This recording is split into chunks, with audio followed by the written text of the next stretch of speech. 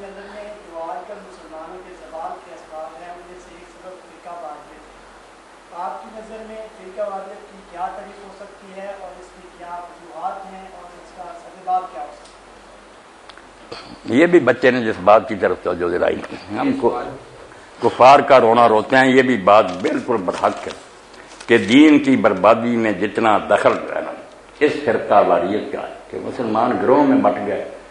صد ملل از ملتیں انگیز، اقبال کہتا ہے ایک ملت بنائی تھی رب نے، تو نے اس سے سینکڑوں ملتیں بنا لی۔ لیبل لگے ہیں یہ شیعہ ہے، یہ سنی ہے، یہ بریلوی ہے، یہ دیوبندی ہے۔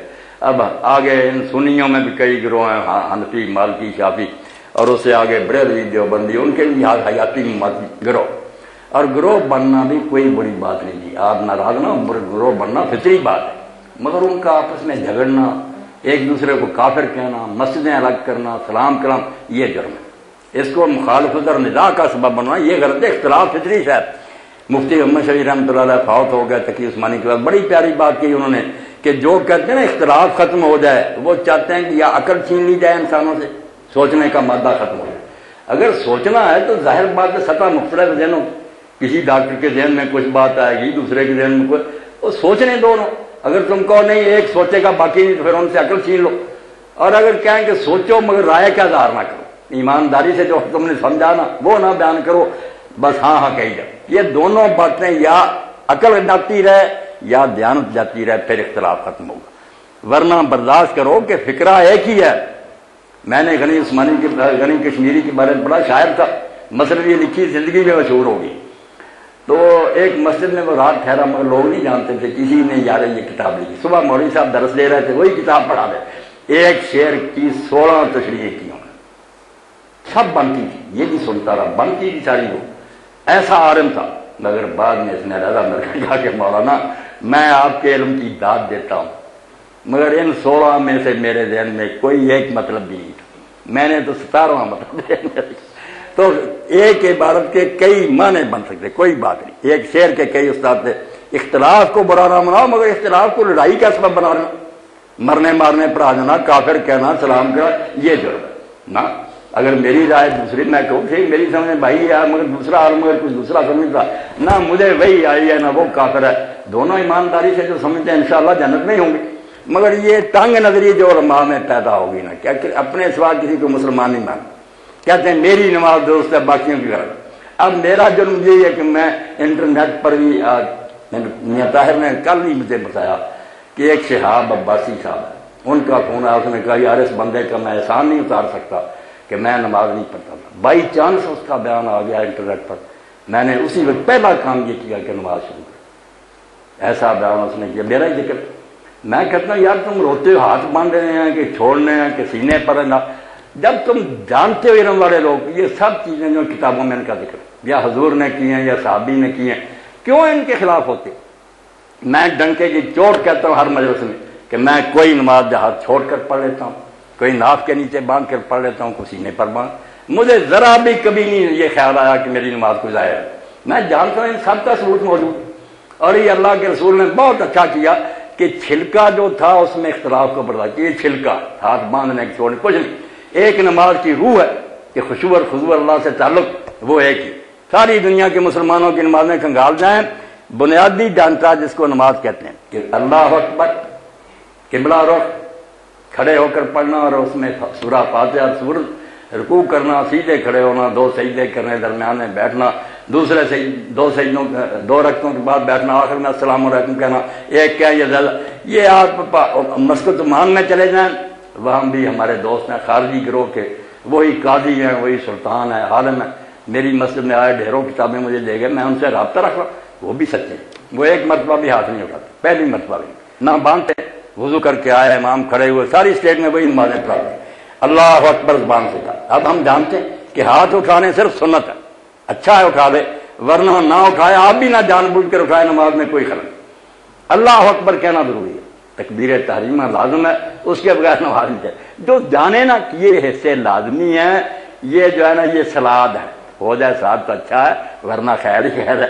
نماز کو سمجھنے کی کوشش کرو کہ اس میں فرض کیا ہے جو لازمی ہے، باقی سنت اور مستحب چیزیں کیا کہ کوئی کر لے تو اچھا، نہ کرے تو کوئی نہیں۔ نمازی لوگوں کو بناؤ کہ ہر شخص اپنے رب کے حضور حاضری ہے، 5 وقت حاضری دے گا.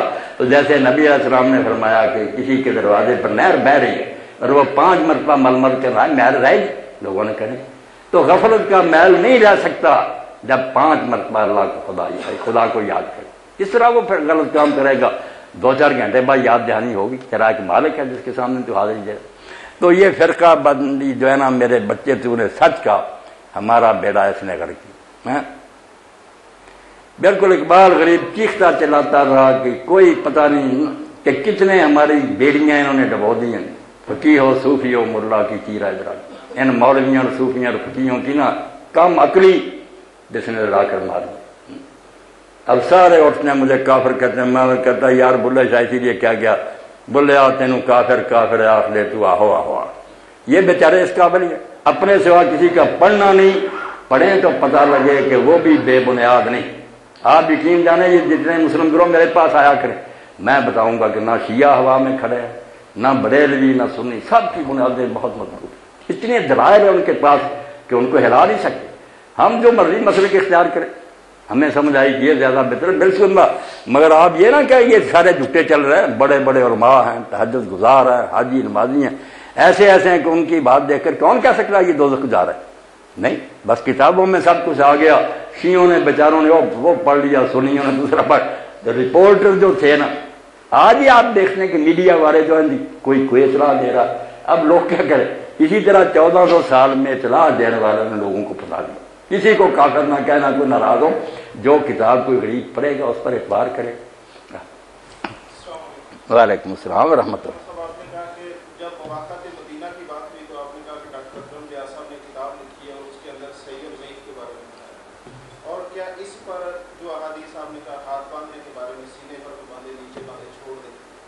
بارے میں حدیث صحیح اور ضعیف کا انتظام نہیں کیا گیا، ایک بات. اور دوسری یہ کہ میں نے آپ کی تقریر سنی آپ کا انٹرنیٹ پہ، تو اس بارے میں یہ قرآن فہمی کی مجلس ہے، تو آپ نے اس کے اندر کہا کہ ابو بکر صدیق رضی اللہ تعالیٰ عنہ اور عمر رضی اللہ تعالیٰ عنہ کو گالیاں دینے سے کسی بندے کے اسلام پر فرق نہیں پڑتا. تو کیا قرآن کی ایسی کوئی آیت جس سے یہ ہمیں فہم ملتا ہو کہ ابو بکر عمر رضی اللہ تعالیٰ عنہ کو گالی دینے کا اسلام پر فرق نہیں پڑتا، ایسی کوئی آیت قرآن کے کام؟ بہت اچھی بات، کھلے دل سے آپ باتیں کیا کرے. مجلس کو نا فراخ دلی سے ہونا چاہیے، یا کوئی تعصب نہیں ہونا چاہیے، نہ ناراضگی. بات جو ہے کرے. میں نے جو بات کہی نا کہ نمازیں سب کی جان کا ثبوت، یہ جو بات نا کہ حدیثیں آ گئی اس میں پھر صحیح اور ضعیف کا چکر کہ ناف کے نیچے کی بھی آتے ہیں. اب دوسرے لوگ کہتے ہیں اس میں فلاں راوی ضعیف ہے. اب جو سینے پر باندھنے والی ہیں ان کے بعد میں اپنے عزیز کو بتاؤں گا کہ اب ریاض سے ایک شخص نے نئی نماز لکھی ہے، صحیح نماز نبی، علامہ البانی نے لکھی، مگر اس نے لکھی ہے، اس ڈاکٹر نے بہت اچھا لکھا. اس نے کہا یار کسی کے پلے بھی ایک صحیح روایت نہیں کہ آپ نے سینے پر ہاتھ باندھے. ناف والوں کے پاس بھی کوئی نہیں، سینے سب روایت، تینوں جو روایتیں جنہیں مرسل اور ضعیف سب پر اس نے تبصرہ کیا کون صحیح اس میں. اسی لیے امام شوکانی بھی لکھتے ہیں کہ ابن المنذر کہہ گئے جنہوں نے اختلاف علماء پر لکھا کہ نمازی کی مرضی ہے جہاں چاہے ہاتھ باندھ. امام ترمذی میں لکھا، کچھ کہتے ہیں ناف کے نیچے، کچھ بٹ آگے لکھنا ہے کہ اہل علم کے نزدیک یہ سب بات ہے، سب کی گنجائش ہے. جان دیجیے پلے نہیں نا کوئی اتنی پکی نہیں. اب چھوڑنے کی بات ہے، رسول اللہ سے بھی لوگوں نے روایت کی مگر چھوڑے اس کو. مگر جو ایک چیپٹر ہے پورا امام بخاری کے استاد ہیں ابن ابی شیبہ، ان کی مصنف ہے، اس میں عنوان ہے کہ ان لوگوں کا بیان جو ہاتھ چھوڑ کر نماز پڑھتی. اب ان میں سر فہرست جو ہیں وہ رسول اللہ کے سن نے نا حضرت عبداللہ بن زبیر، حضرت زبیر پھوپھی کے بیٹے ہیں، حضرت صدیق اکبر کے وہ نواسے ہیں، ان کا بیان ہے. اور اب زبیر علیہ سب مانتے ہیں کہ یہ روایت بالکل صحیح ہے، جو حضرت عبداللہ بن زبیر حضرت کا کر پڑتے. اور آپ حیران ہوں گے کہ ہم اہل سنت کے امام جو ہے نا چاروں، ان کے جو استاد سے ان سے پہلے مدینہ میں، مکہ میں، بصرہ میں سب بیٹا ہاتھ چپکا کے پڑھتے. ابن عبدالقادر کہتا ہے یار اتنا ہی شکر ہے کہ وہ یہ نہیں کہہ گیا کہ یہ ناجائز ہے، اگر صرف چھوڑے ہیں تو اس لیے کہ یہ فرض واجب نہیں. یہ جان چھڑائی. مگر حسن بصری، محمد ابن سیرین، ابراہیم نخعی، ابو حنیفہ کے دادا استاد سعید ابن مسیب سارے ارسال کرتے چھوڑتے. اس لیے جو یہ بچہ کہتا ہے ان کی نمازیں نہیں سیکھ، یہ کن کی داڑھی پکڑی ہے، کہاں جاتے ہیں؟ عبداللہ بن زبیر کے، حضرت حسن بصری کی. تو میری بات کو پلے باندھیں کہ آپ جس کو ترجیح دیتے ہیں نا آپ کے خیال میں وہ زیادہ وزن بسم اللہ، مگر یہ نہ کہ دوسرے سارے فضولی کر رہے ہیں ان کے پاس بھی بڑے دلائل ہیں اور تعامل امت کا ہزاروں سال کے بڑے بڑے نیک وہ کر رہے ہیں، کتابیں لکھی ہیں۔ اب حضرت ابوبکر اور حضرت عمر ہمارے سر کے تاج، مگر مسئلے کی وضاحت کے لیے یہ ٹھیک ہے کہ ان کو گالی دینا یا ان کو قتل کرنا بھی جیسے حضرت عثمان رضی کو کیا، کوئی کافر نہیں کرتا، کافر نہیں ہوتا اس سے۔ حضرت ابوبکر آپ مسئلے کو حد تک رکھا کریں نا، گالی دینا یا قتل کرنا گناہ ہی بنتا ہے، گناہ کبیرہ کہہ رہے، مگر کفر نہیں۔ کفر تو نام ہے کہ رسول اللہ کا انکار کر دے، کوئی نامراد یہ کہہ جس کو میں نبی مانتا تھا اب نہیں مانتا، کافر ہو گئے، اسلام سے نکل گیا۔ ورنہ حضرت عثمان رضی کے خلاف جو لوگ اٹھے زبانی بھی نہیں برا برا قتل کر دیے، آج تک بچہ ان کو کوئی کافر نہیں کہتا، یہی کہتے ہیں فاسق ہیں، گناہ گار ہیں، زیادتی کیوں نہ۔ اسی طرح آپ سن لیں خود حضرت ابوبکر صدیق رضی اللہ تعالیٰ عنہ خلیفہ تھے، تو اس وقت ایک شخص نے انہیں گالیاں دی، آپ کو بڑا غصہ آیا، ایک عقیدت مند پاس بیٹھا تھا، اس نے کہا اجازت دیں کہ میں اس کا سر قلم کر دوں۔ اتنے میں وہ شخص اٹھ کر چلا گیا کہ حضرت ابوبکر اپنا غصہ پی گیا، اور بعد میں اس سے پوچھا کہ آپ یہ پوچھتا تھا اگر میں اجازت دیتا تو قتل کر دیتا؟ اس نے کہا ہاں، میں نے کوئی قتل تو نہیں دی، میں اسی لیے میں غصہ پی گیا۔ بے وقوفو، شریعت کی حدود کا خیال رکھو، سوائے محمد رسول اللہ صلی اللہ علیہ وسلم کے کسی کا مقام نہیں کہ اس کو کوئی شخص گالی دے تو قتل کے لائے۔ یہ صحیح حدیث نکال کر دیکھ لیں، انہوں نے کہا میں یا رسول ہوں کہ مجھے گالی دے دی؟ حضرت علی کو خارجی گالیاں دیتے تھے لوگ، آ کر فرماتے یار درگزر کرو تو ٹھیک ہے، ورنہ برابر کی گالی دے لو، میں قتل کس بنیاد پر کروں؟ مجھ کو اگر گالیاں دیتے برا کرتے، مگر کافر تو نہیں ہوتے نا، وہ سارے بڑے اچھے مسلمان تھے ہمارے لیے۔ آپ مسئلے کو حد کے اندر رکھیں کہ جو برا کہتا وہ بھی میں اور آپ برا کہیں گے لعنتی ہو جائے گی، کیونکہ ہم ان کو صحابی مانتے ہیں، نیک ماننے کے بعد۔ مگر جو بچہ صحابی نہیں مانتی، ان کو ایسا مواد ملا وہ کہتے ہیں نہیں توبہ توبہ حضور کے ساتھ سے، مگر اسی طرح سے جیسے عبداللہ بن ابی، ناراض نہ وہ کہتے ہیں بہت سے لوگ تھے آپ کے، مگر وہ دل سے نہیں۔ اب وہ مواد بھی آپ پڑھیں نا، کیا کریں؟ جو شیعہ گھر میں پیدا ہوتا وہ کتابیں پڑھتا رہو، واقعات پڑھتا وہ برا نہ کہتے اور کیا کریں؟ آپ بھی پڑھ لیں، آپ بھی اللہ گواہ، اگر رائی برابر بھی آپ کو شبہ ہو گیا نا کہ یہ باتیں صحیح، آپ نے بھی لعنت کر دینی۔ ہم صرف مطمئن ہے کہ یہ رپورٹروں کی غلطیاں ہیں، جھوٹ بولا راویوں نے، یہ کہ رہا بحث علم کی، کوئی کہتا نوائے وقت جو خبر دیتا وہ سچی ہے، کوئی کہتا نہیں جنگ جو، تو رپورٹروں نے فساد ڈال دیا۔ کچھ نے ان کی خوبیاں بیان کی جس سے پتہ لگتا کہ وہ تو آسمان پر تھے، کچھ برائیاں ان کی بیان کی کہ حضور کے خاندان کے ساتھ انہوں نے یہ ظلم کیا۔ اب ان کی تفصیل میں نہیں جانا میں نے، وہ ظلم ایسے ہیں کہ ان کے عہدے کہتے یار فاطمہ کو اتنا تنگ کیا، وہ ناراض مری، حضرت علی نے جنازے پر نہیں بلایا، تم ان کا کہتے ہو کہ ابوبکر عمر کو مان۔ تو یہ مصیبتیں ایسی ہیں کہ اس دور میں سب کو پاؤں کے نیچے راؤنڈ کرنا، شیعہ بھی رحم کریں، یہ جھگڑے اللہ پر چھوڑے۔ اب جو ہے نا کہ سارے مسلمان مل کر کافروں کا مقابلہ کریں اور اپنی جان بچائیں، اس کے لیے اکٹھے ہو جائے، ورنہ ان جھگڑوں میں پڑے رہنا بس تباہی کرائی، پھر کچھ نہیں بنے۔ میری دعوت یہی ہے کہ ایک ہو جاؤ۔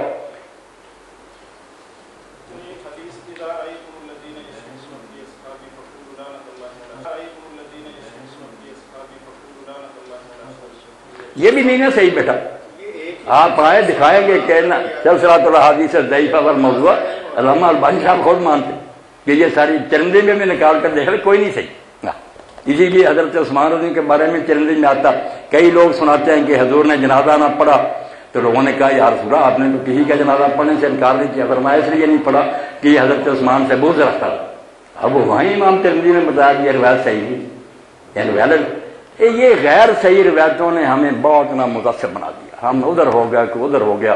ان سے جان چھڑائیں، صحیح حدیثوں کی طرف آئیں، انشاءاللہ اکٹھے ہو جائیں گے، بہت قریب آ جائیں گے، اپنے اپنے خیال پر بھی رہیں گے تو کوئی نہیں، آپ یقین جانیں جنت بہت وسیع ہے، اللہ کا فضل بڑا ہے، اور رسول اللہ کا بڑا حوصلہ آپ سب کو اپنے دامن میں لے لیں گے کہ میرے ہی نام لیوا سے دو یار ان کو ملا تھا، اس پر بیچارے چل رہے تھے، کیوں ان کو جہنم بھیجا جائے؟ نیتیں نیک کریں، نیت صحیح ہونی چاہیے، پھر ٹھیک ہی ٹھیک ہے جی۔ یہ کیا تھا دیکھ رہے نا سوال اب شروع سے آ گیا۔ اہل تشیع حضرات کے ساتھ کھانا پینا جائز ہے، اور اہل تشیع مرد کا اہل حدیث عورت کے نکاح جائز ہے، ان کی مجالس سننا، ان کے مذہبی پروگرام میں جانا کہاں تک جائز ہے۔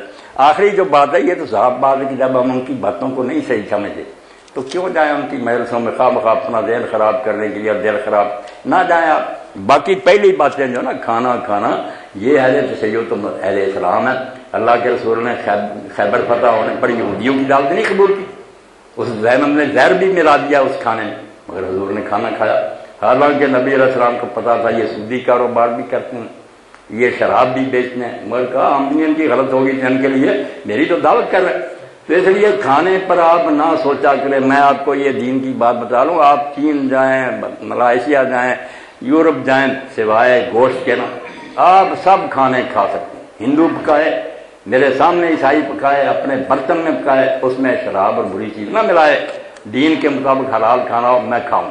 میں گاؤں میں جاتا ہوں ان کے شادیوں میں شامل ہو دو، عیسائی بندے بلاتے، وہ انسان ہے، آدم علیہ السلام کی اولاد ہے، کھانا کسی کا ناجائز نہیں۔ یہ جو ہے نا کہ اس کا ہاتھ لگ گیا یہ برتن، یہ برشت کا تصور ہندوؤں سے آیا کہ ہاتھ لگنے سے کوئی چیز پڑی ہے، کوئی نہیں۔ ہمیں یہ بتا دیا گیا کہ یہ حلال ہے، یہ حرام۔ معاذ اللہ اگر امام کعبہ بھی حرام چیز پکائے ہم نہیں کھا سکتے، اور حلال چیز ہندو پکائے ہم کھائیں گے۔ اس لیے کھانا کھائیں آپ، اور نکاح بھی سب کا ٹھیک ہے۔ اہل حدیث لڑکی کا شیعہ کے ساتھ ٹھیک ہے، شیعہ کا کل ایک اہل حدیث عالم مجھے پوچھ رہے تھے کہ آپ نے فرمایا کہ حدیث پاک ابو داؤد میں آتی ایک شیعہ مرنے لگا، اب شیعہ بھی ایسا تھا کہ اس سے شاید برا پیدا ہی نہ ہوا، حارث القذاب، اس کو ہم قذاب کہتے، اتنا جھوٹا راوی ہے۔ امام مسلم کہتے ہیں لوگوں نے ان سے سنا کہ وہی تو قرآن کے علاوہ اور بھی تھی، حدیثیں لینی چھوڑ دی، مگر جب وہ مرنے لگا نا اتنا علانیہ، وہ وصیت کر گیا کہ میری نماز جنازہ کوفہ کے گورنر صحابی رسول حضرت عبداللہ ختمی پڑھائے، انہوں نے اس کا غسل کفن کیا، جب نماز پڑھائی لحد میں خود اتارا اور یہ کہا کہ سنت طریقہ یہ کہا ہی نہیں کہ یہ تو یار شیعہ تھا۔ جب تک کوئی شخص اسلام کا نام لیتا حضور کا، ہم جب مر جائے تو بلائیں ہندوؤں اور سکھوں کو کہ اس کو دفن کرے، وہ یار کہے ہمارا کیا لگتا ہے، یہ ایسی باتیں نہ کریں جس سے اسلام ٹھٹھا بن جائے۔ جو مسلم کہلاتا ہے اس کو دنیا میں مسلم کے حقوق دیں، آگے جا کر وہ جہنم میں جاتا تو ہمیں کیا، اللہ فیصلہ کرے۔ صلی اللہ علیہ وسلم تو آپ سے فرمایا کہ ایمان لاؤ ان لوگوں کی طرح، تو ان منافقوں نے کہا کہ ہم ان کی طرح ایمان لائیں جو بیوقوف ہے، اس طرح کے بات ہوئی، تو اسی دوران اللہ تعالیٰ نے جو جواب دیا وہ یہ ہے کہ بیوقوف یہ نہیں ہے، بیوقوف آپ ہو۔ یہاں پہ یہ اللہ کی سنت بھی ہے کہ جس طرح کوئی اصحاب رسول کو جو الفاظ بولے گا، جس کا مطلب اگر وہ صحابہ کو کافر کہتے ہیں، ابو بکر صدیق کو کافر کہتے ہیں، حضرت عمر رضی اللہ تعالیٰ کو کافر کہتے ہیں، تو ہم ان کو کافر کیوں نہیں کہہ سکتے؟ یہ آیت جو ہے نا بیٹا سورہ بقرہ کی، اس کا تو پھر انشاءاللہ کبھی موقع ملے گا نا کہ اس بات کریں۔ آپ یہ سمجھ لیں کہ کسی کو کوئی شخص کافر کہتا نا، اس کی دو صورتیں۔ امام بخاری نے اپنی کتاب الادب میں نا چیپٹر باندھے دو جس سے مسئلہ حل ہوا۔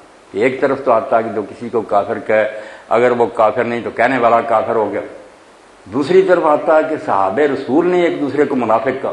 حضرت عمر نے حاطب بن ابی بلتع کو، جو بدری تھے، انہوں نے کفار مکہ کو خط لکھ لیا خفیہ، وہ پکڑے گئے، اب حضرت عمر نے کہا اس منافق کو قتل کریں، منافق کہا بدری صحابی کو، مگر حضرت عمر کافر نہ ہوئے۔ اسی طرح سعد بن عبادہ نے ایک موقع پر عبداللہ بن ابی کی حمایت کر دی، حضرت عائشہ پر بہتان، وہاں بھی منافق کا۔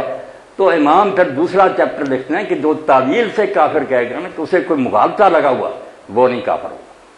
میں حضرت ابوبکر کو مومن سمجھوں، میں کافر کہوں تو پھر کافر ہو ہی جاؤں گا کہ مومن کو کافر کہہ رہا ہوں، اور جو بیچارہ سمجھتا ہی ہے کہ وہ مومن نہیں، اس کا کیا کیا؟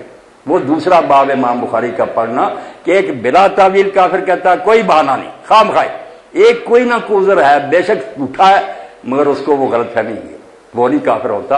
ورنہ حضرت عمر کافر ہو جاتے کہ انہوں نے بدری صاحب کو منافق کہہ دیا۔ مسئلوں کو سمجھنے کی کوشش کرو، ذہن کھلے کرو، خدا کے لیے اس امت کو ایک کرے، ورنہ بربادی ہو جائے گی۔ اللہ پناہ دے جی صلی اللہ علیہ وسلم۔ سب سے بڑا اور سب سے زیادہ عمل جو کیا ہے وہ نماز ہے، اور آپ یہ کہہ رہے ہیں کہ جی اس میں حضور کی جو سنت ہے وہ محکم سنت امت تک پہنچنی چاہیے کہ آپ نے کہاں پہ ہاتھ باندھے تھے۔ اگر تو آپ نے یہ تین چاروں طریقوں سے باندھے ہیں پھر تو ٹھیک ہے، آپ کہہ رہے ہیں کہ ٹھیک، لیکن ایک بات ہے کہ سب سے عام عمومی طور پہ کیا آپ کا کیا سنت ہے؟ صدیقی صاحب نے جو سوال اٹھایا نا، یہ اتنا اہم سوال ہے کہ اس کے نیچے مسلمان دب گئے۔ غیر مسلموں کا کہنا کہ جو کام آپ دن میں 5 مرتبہ کرتے تھے اور مجمع میں کرتے تھے، ہزاروں بندے تھے، اس بارے میں تو مسلمانوں کا اتفاق نہیں۔ کوئی کہتا چھوڑ کر پڑھتے تھے، کوئی آتا باندھ کر کوئی ناف کے نیچے، کوئی کہتا ہے رفع یدین کرتے تھے کوئی. اب اس کا جواب اگر ہم دیتے رہیں کہ یہ روایتیں زیادہ مضبوط ہیں اس کے راوی، تو صدیقی صاحب یہ تو ہمارے لیے ہے نا کہ ہم راوی دیکھتے رہیں. وہ کہتا ہے یار آدھے مسلمان وہ کام کر رہے ہیں، آدھے تم، ہمیں تمہارے راویوں سے کیا. شروع سے ہاتھ چھوڑنے والے بھی آ رہے ہیں، شیعوں کو چھوڑے، خود ہمارے امام مالک اور امام لیث وغیرہ سارے اہل سنت کے چھوڑتے. تو جواب وہی ہے جو حافظ گوندری نے دیا، پلے باندھے صدیقی صاحب، ورنہ کوئی جواب نہیں کہ آپ اعتراف کریں کہ یہ سارے کام حضور نے کیے. اگر آپ نے کہا نا کچھ کیے جائے کچھ نہیں، امت کے کئی گروہ جو ہے ان کی گواہی خلاف جائے گی. تو لاکھوں آدمی دوسرا کام تو کرتے آ رہے ہیں، وہ اپنی نمازیں خراب کرتے. اس لیے میرا کلیہ بہت پکا اور حافظ گوندری رحمۃ اللہ علیہ کا کہ یہ کام سارے خود رسول اللہ نے کیے، اور کیے اس لیے اب موقع نہیں چیز صرف نماز پر مجھے بلانا کہ ہاتھ چھوڑنے کا جو مزہ ہے وہ باندھنے میں نہیں ہے، اور جو باندھنے میں ہے وہ چھوڑنے. دونوں کا اپنا اپنا ایک راز ہے، وہ جب بیان کروں گا آپ چھوڑنے والے بھی بن جائیں گے، باندھنے والے بن کے. حضور نے اسی لیے یہ طرح طرح کا کیا کہ سب میں حکمت ہے. فلسفہ